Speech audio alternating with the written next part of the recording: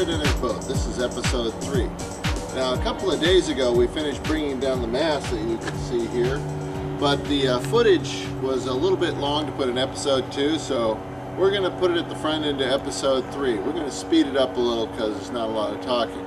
So if you want to get a peek on how we got this big stick all the way down to the ground without breaking it, stay tuned. Well, the day is finally here. This is the day we're going to move the mast.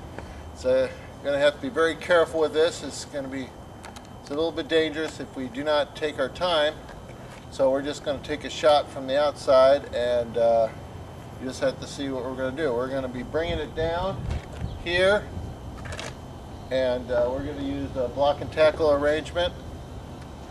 So without further ado, we're going to prep a little bit and then we'll get started.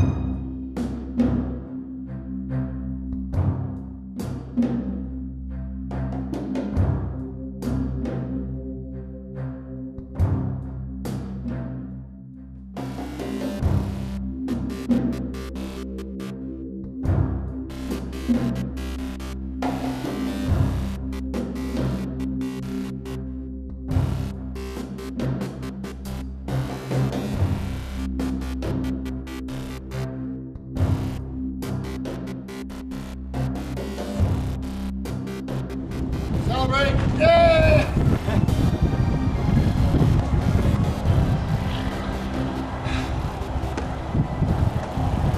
It's down and in one piece.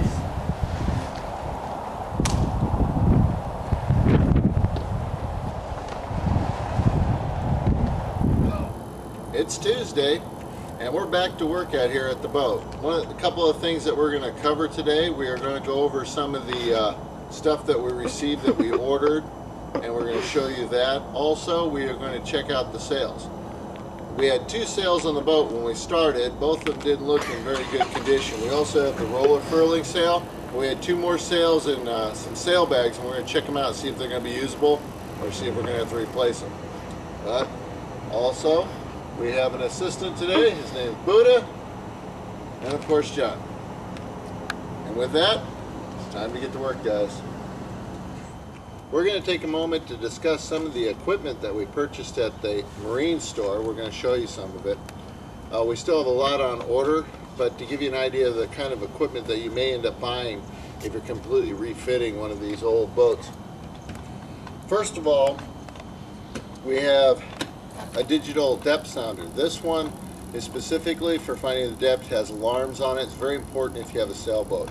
Because of the keel that you have to watch the depth. So it has warning alarms to warn you if you're getting into shallow water. So we had to get one of these. This one was special ordered. It has in-hull fitting, which means you don't have to put it through the hull. You can just attach it to the inside of the hull. Alright, comes the manual, of course.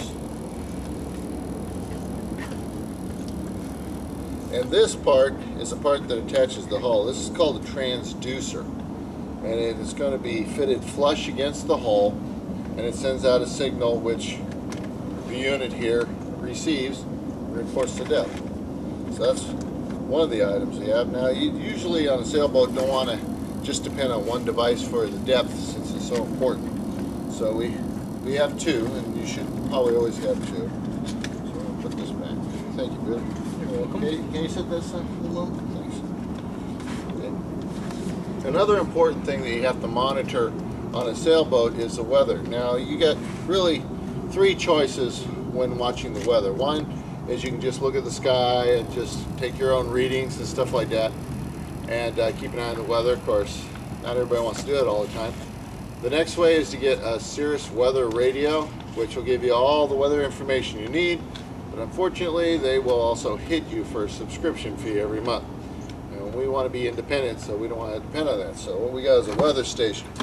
Nice thing about this is the fact that it has a nice monitoring station, and it is wireless. Now that means that we can have a lot of the instruments on here for barometric pressure, temperature, wind velocity, all that stuff will come to the receiver here wirelessly, so we can place it anywhere that it's convenient on the boat, and it'll work out less wiring to worry about. So we got that. Let's put that all back.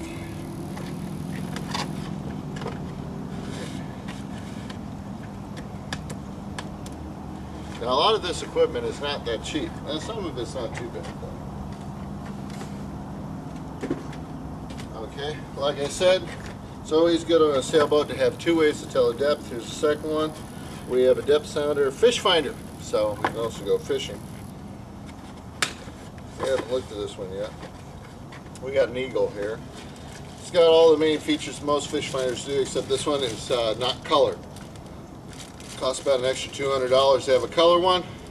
I don't really need it, so we have black and white one. This one we can tell the depth, and we can also see if there's fish.